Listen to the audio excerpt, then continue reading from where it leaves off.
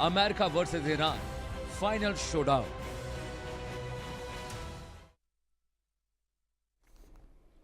दर्शकों, आप देख रहे हैं देश का सवाल। मिडिल ईस्ट में फिर बारूद की बू आने लगी है। ईरान पर अमेरिका हमले की आहट अब तेज हो चुकी है। रिपोर्ट्स कह रही हैं कि अमेरिका ने अगले हफ्ते बड़े सैन्य ऑपरेशन की तैयारी भी कर ली है।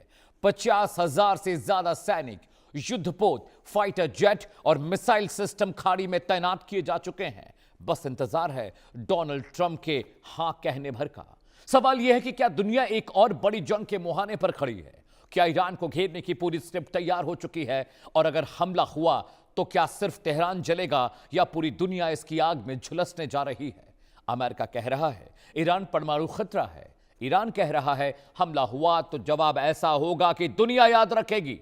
तो क्या अब मिडिल ईस्ट में फाइनल वॉर की उल्टी गिनती शुरू हो चुकी है? क्या ट्रंप चुनावी ताकत दिखाने के लिए दुनिया को एक बार फिर से जंग में ढकेलने जा रहे हैं? अगर अमेरिका ईरान भिड़े तो भारत पर इसका कितना बड़ा असर पड़ेगा? आज इसी बड़े खतरे पर हम चर्चा और विश्लेषण करने जा रहे हैं। युद्धपोत सिर्फ पानी नहीं चीरते, वो दुनिया की सियासत और अर्थव्यवस्था को भी हिलाकर रखते हैं। एक्सपर्ट्स क्या कह रहे हैं, पहले जरा वो सुनिए। ईरान के साथ 39 डेज वाले वार में अमेरिका ने जो अपने वारशिप्स और जो अपने कॉम्बैट एयरक्राफ्ट तैनात किए हुए थे उनको उसने पीछे नहीं हटाया है अब तक भी। और तो और उसने उनको रीइंफोर्स और कर दिया है, उनको बढ़ा दिया है।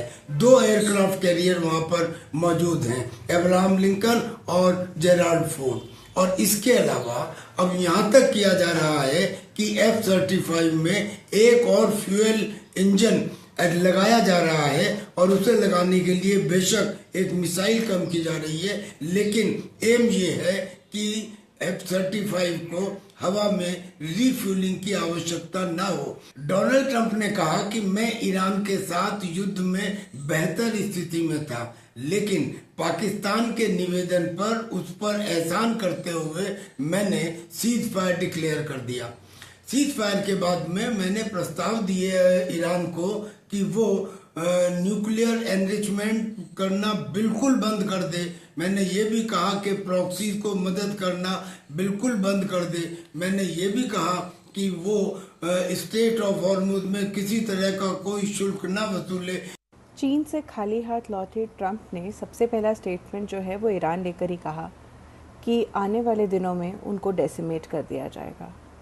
तो जो 50,000 सैनिक वहाँ तैनात हुए हैं, उससे पहले के 60-70 हज़ार सैनिक जो वहाँ ऑलरेडी स्थित थे, उन सबको मिलाकर और जो इतने सारे उनके कैरियर्स हैं, इसको देखकर ये तो लग रहा है कि उनको खाली हाथ, चाहे चीन से वो ज़रूर लौटे हों, ईरान से खाली हाथ नहीं लौटाया जा सकता। क्योंकि आने वाले समय में जो नवंबर में उनके मिड टर्म इलेक्शंस होने वाले हैं, उसमें अगर उन्हें थोड़ी भी जीत चाहिए तो उन्हें ईरान की हार दिखानी पड़ेगी। और सिर्फ मुंह से बोले हुए स्टेटमेंट्स नहीं, आजकल के इंटरकनेक्टेड वर्ल्ड में सबको पता है कि जो ट्रंप बोल रहा है और जो वास्तविकता है उसमें थोड़ा अंतर है। तो इसीलिए इस अंतर को दूर करने के लिए ट्रंप को कुछ बड़ा करके दिखाना पड़ेगा।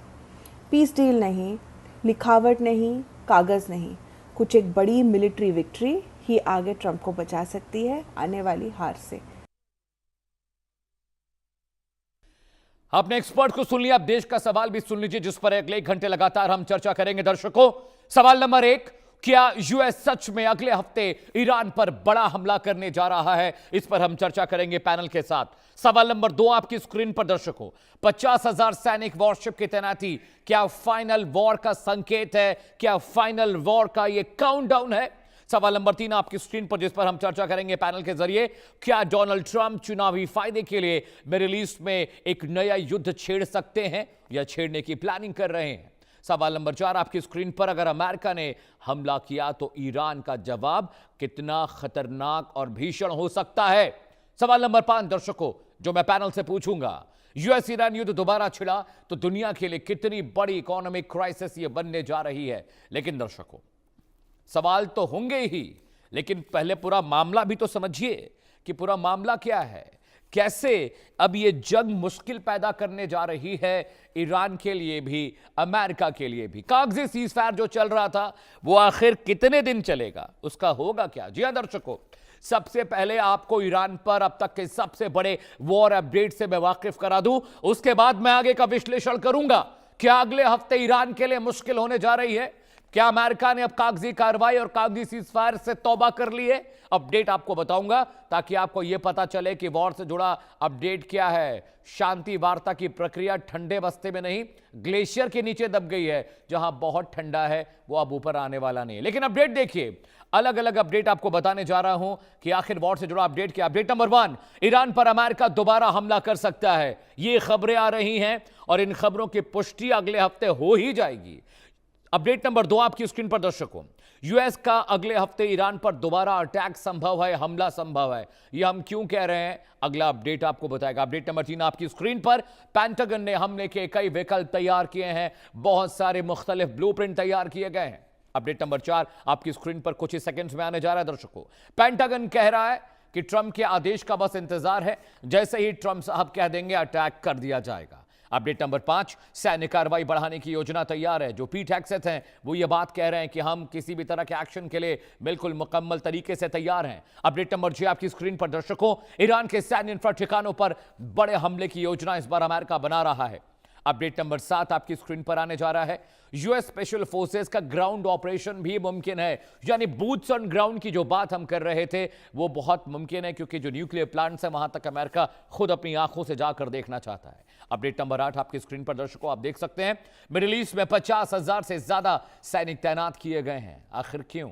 अपडेट नंबर 1 भी इससे ज्यादा खतरनाक है। 2 वॉरशिप, 1 दर्जन से ज्यादा नेवी के डिस्ट्रॉयर्स एक बार फिर से ईरान के करीब समंदर में भेज दिए गए हैं। क्या जंग फिर से होने जा रही है?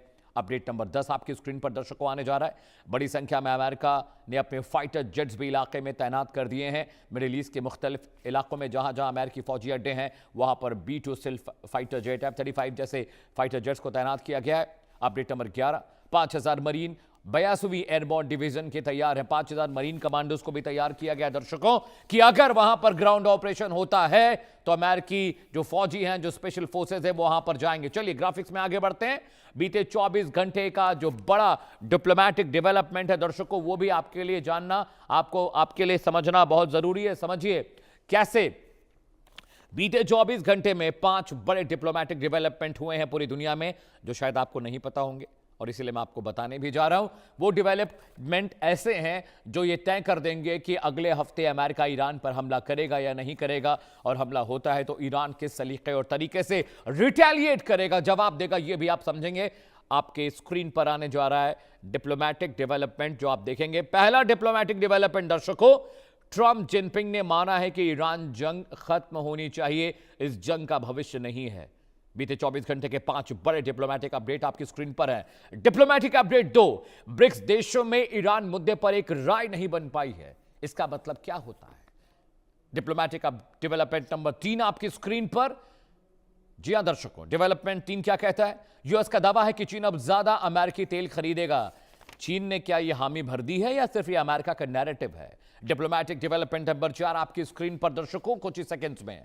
चीन ने अमेरिका ईरान से बातचीत जारी रखने की अपील की है। चीन कह रहा है कि भाई बातचीत करिए, बातचीत होगी तभी तो सुलह होगी, बातचीत होगी तभी तो अमन और शांति का रास्ता निकलेगा। डिप्लोमैटिक डेवलपमेंट नंबर 5 आपकी स्क्रीन पर आप पढ़ सकते हैं, ईरान को एटॉमिक वेपन बनाने की इजाजत नहीं देनी चाहिए। यह जर्मनी कह रहे, जर्मनी के वाइस चांसलर ने यह बयान दिया है। तो बीते 24 घंटे के 5 बड़े डिप्लोमैटिक डेवलपमेंट आपने देख लिए। चलिए दर्शकों अब आगे बढ़ते हैं। जी हां, ईरान का एटॉमिक प्रोग्राम खतरा लगता है अमेरिका को।